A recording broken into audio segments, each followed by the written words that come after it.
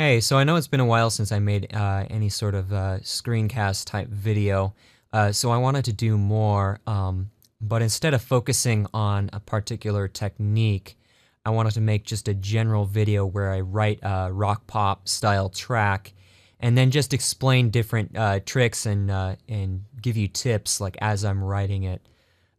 So without further ado, I'm going to start, and I'm going to add in the drums.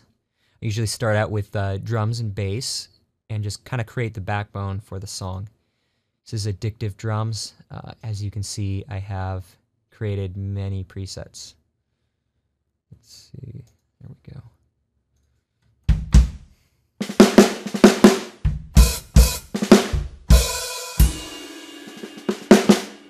It should work. It's very important that you test all the sounds first. Yeah, you could spend hours doing that. Let's see. Cherry electric bass, of course. This is what that sounds like. All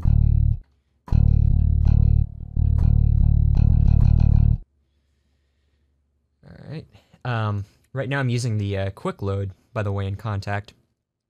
And what that allows you to do is just drag in instruments and you can load them really fast, as you could probably guess by the name. And it's great because you can just right-click anywhere, like right here, and it'll bring up the quick load menu. And you can even arrange your instruments, your different patches, into folders and even subfolders and stuff. It's just super handy. So that's that. And let's start by, I should probably do a tap tempo, kind of get a basic idea for the song. By the way, I do have the chord progression written out already, so I'm not really doing this from scratch, but that way I can save you a little time. Oh, let's see, where is the tap tempo? Here it is.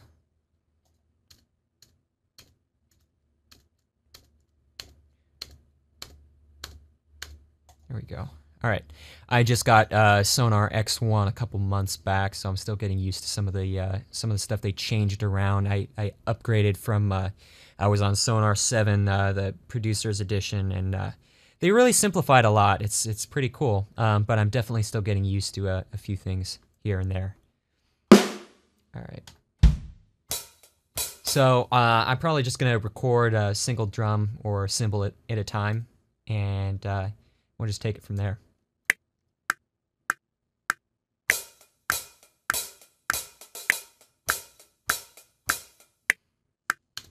Alright, that'll work, and I can always vary the patterns later on. I just want to get a basic beat down.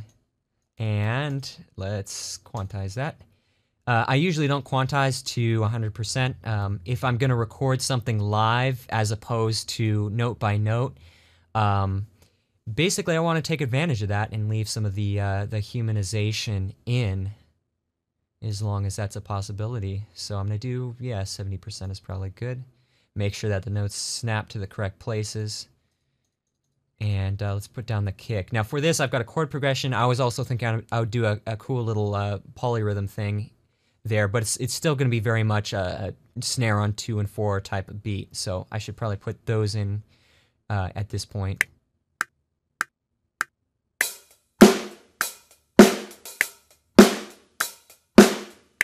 It's a pretty simple part to record from the keyboard. But that way, the velocity naturally varies and stuff, even for recording such a simple part. And now I can put in the kick.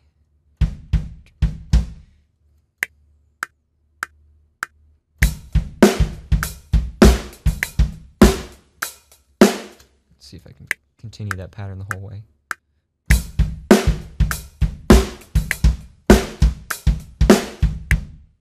Okay, and that's where it would end right there. So I'll chop that off and quantize those notes.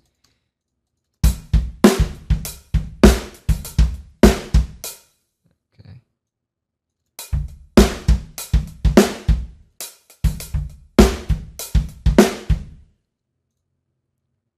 And I'm going to, rather than keeping the polyrhythm going for more than 2 measures, I'm going to kind of do a little turnaround to help it loop better.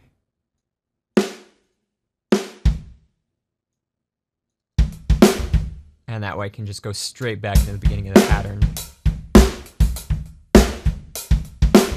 Here's a cool little trick if you're doing like a hi-hat rhythm and kind of a tighter hi-hat pattern. You're maybe using some little hi-hat kind of shank stuff, and then or like ride cymbal stuff. Is if you watch drummers play, sometimes they'll count out time with the closed pedal, just really lightly. So if you record that in and mix it in, it can kind of give more air to the track, like this.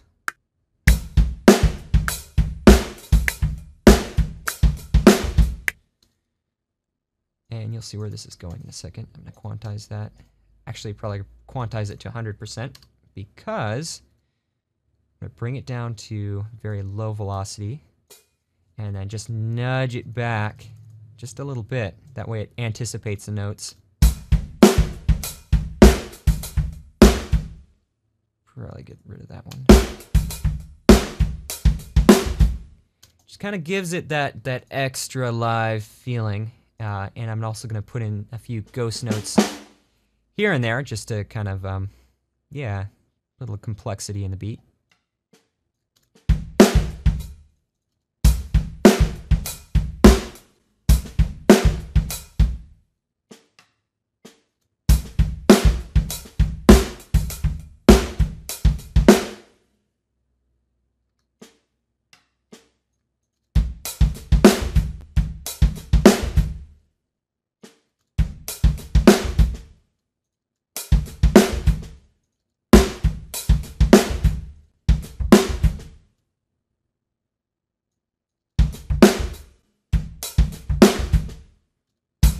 Okay, I can combine that into a single clip, and then I'm just going to duplicate that for like 8 bars, and then I'm going to do the same with the bass, just going to record it in through the keyboard first, and then quantize it, embellish it, whatever else is needed. And I'm going to follow the kick pattern with the bass, so see how that works out.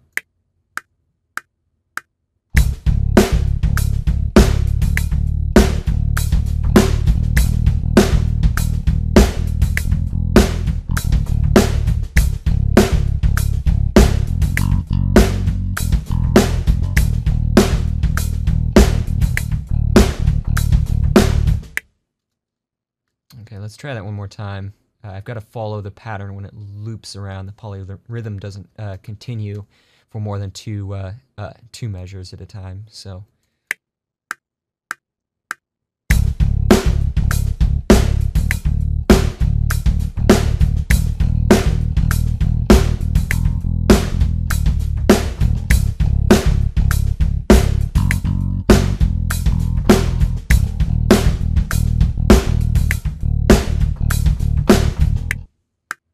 Okay, good enough. I can work with that.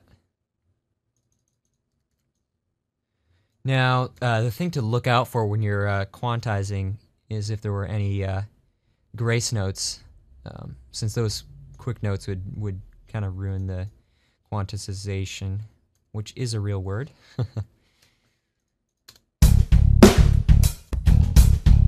But we're good in this track, so should be fine.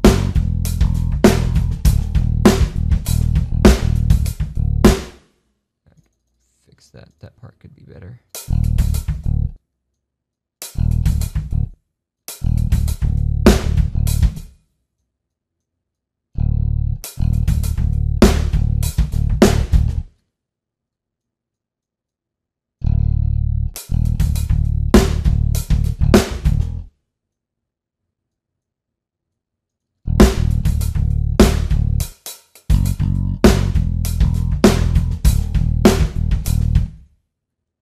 Trying to tighten it up, some of these notes, make them follow the kick polyrhythm a little bit better. But it's not super important that it's like absolutely perfect, because you're dealing with live players. There's gonna be notes notes that aren't completely in conjunction with each other, and there's gonna be little things like that. And definitely for the sake of this video, I'm not gonna do a lot of super fine tuning and all that, so Let's see. Let's add some synth sounds on top. And by synth sounds, I'm talking about like 80s piano, electric piano, kind of layered stuff. Let's see. That should probably be pretty good. Turn off the reverb on the piano so I can use external presets to handle that. And I'm just gonna, oops, kind of sustain chords, and we'll see where that goes.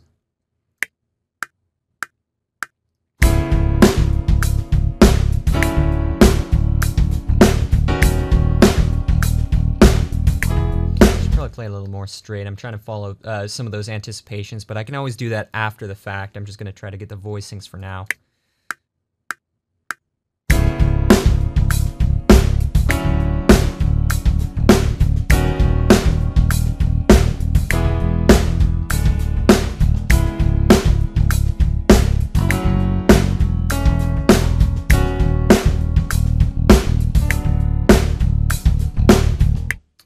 That might even be good,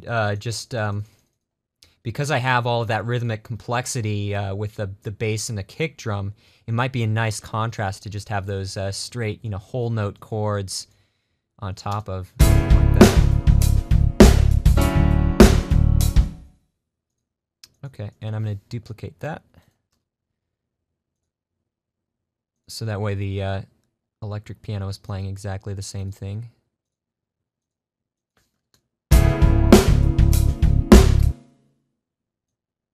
Well, it could be an electric piano, but this is more of a synth sound thing.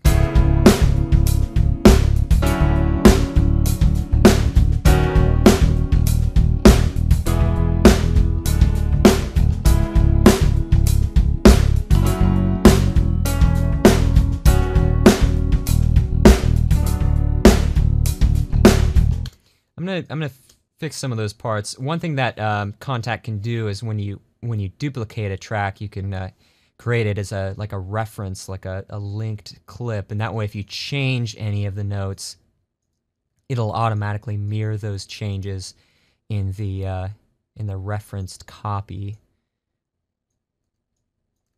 But for now, I'm just gonna quickly fix this.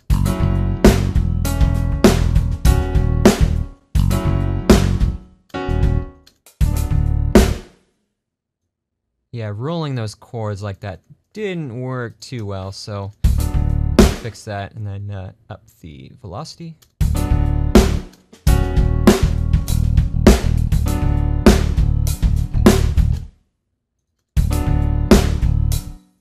And I'm hearing a note right there, C sharp. So let's see what that sounds like.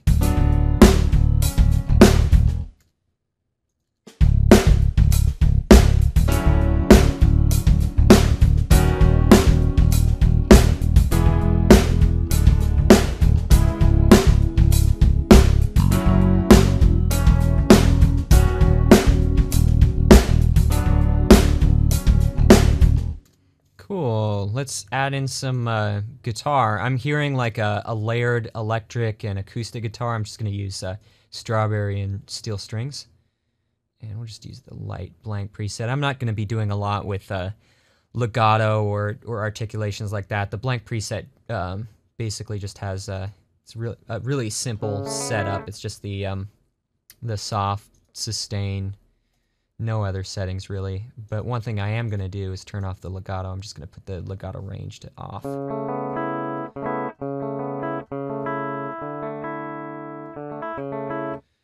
Okay, and I'll record that part.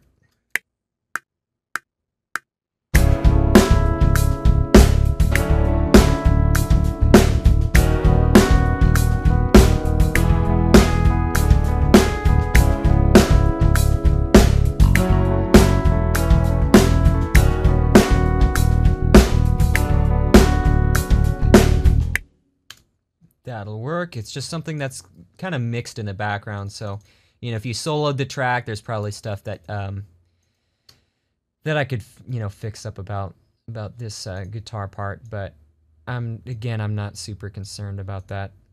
I just want to get notes down. All right. acoustic guitar time. Same thing, blank preset, and then I'm going to disable the legato. Alright. And duplicate the track. I'm going to re-record it because I want to have a nice doubled feel, so the notes, I don't want them to sound at exactly the same time. So yeah, I'll probably still quantize it, but definitely not 100%.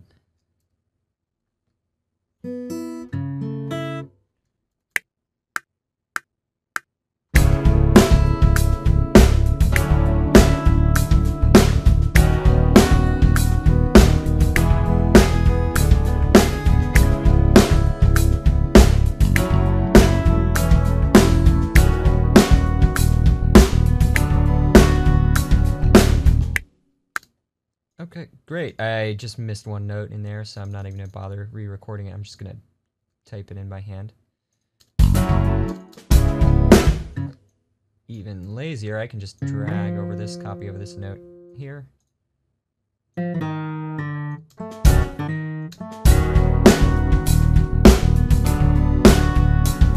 Okay, now the next thing I want to do is pan those two guitars apart from each other. Put one on the left a little bit, one on the right.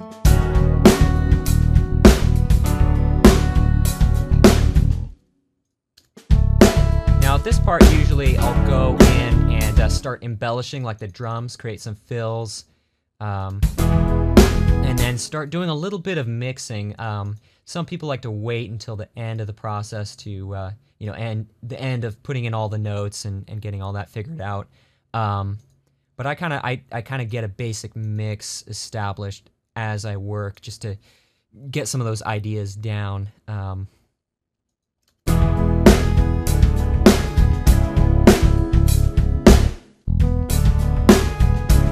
all it takes for a variation is you can even just do something really simple like changing an accent, making it a little more prominent.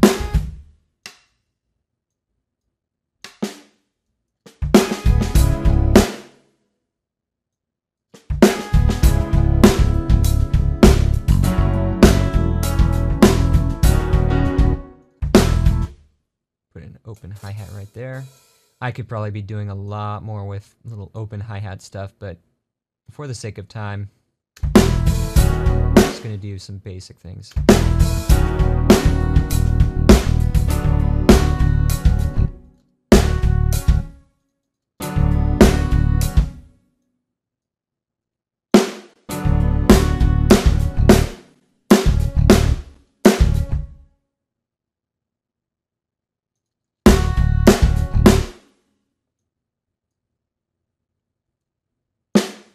Just gonna do a pretty standard rock drum fill right here.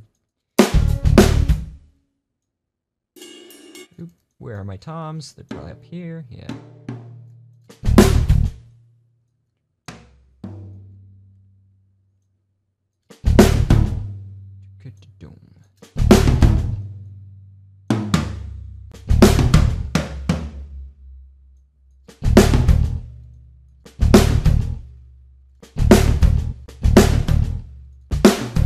And a little bit of a roll with the snare.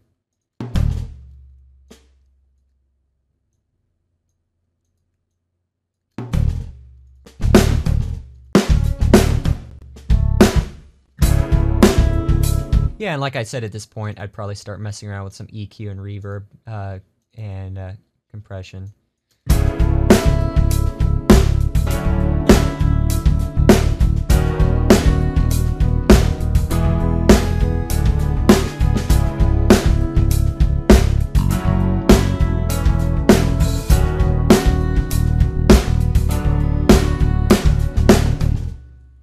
Yeah, one really cool thing about Sonar X1 is the Pro channel right here. It's a great way to just get some quick compression or EQ, or actually their tube saturation thing down here is really cool for drums and bass. I'll show you that in a second.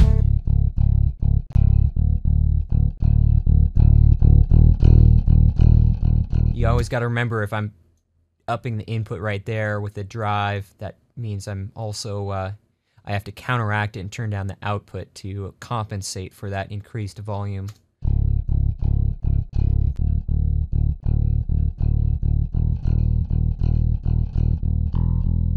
Here's one thing you might try is when you're working with EQ, try to cut the gain on frequencies rather than doing a lot of that. You know, you always have to remember what you're doing, what it's gonna do in terms of the volume. Once you start adding in frequencies, it's gonna make that track louder in those frequencies in general. So if you're you know, if you say I want more lows and you turn up the lows and then you turn up the highs, you know, the overall volume of the track is going to be louder. So it can be a good exercise to try not to add to increase the gain on frequencies, but try to just cut stuff that you don't like, you know, which will actually decrease the volume. But that's usually a little easier to deal with.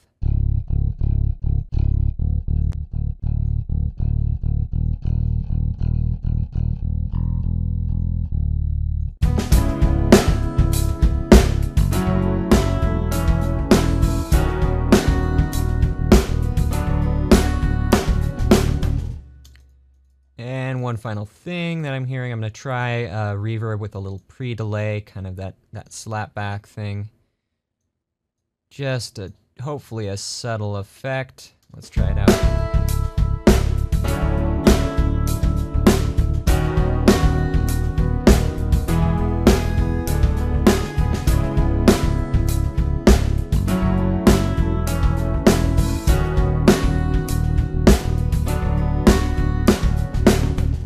So that works pretty well. It could be an instrumental, just put a lead over that, maybe some kind of guitar lead or something, or you could put vocals. Yeah, and then you get the idea. So anyway, I mean, I hope this video was useful, and maybe there's some cool little tricks that you can borrow for your own work. Yeah, thanks for watching, and I'll look forward to making more of these videos.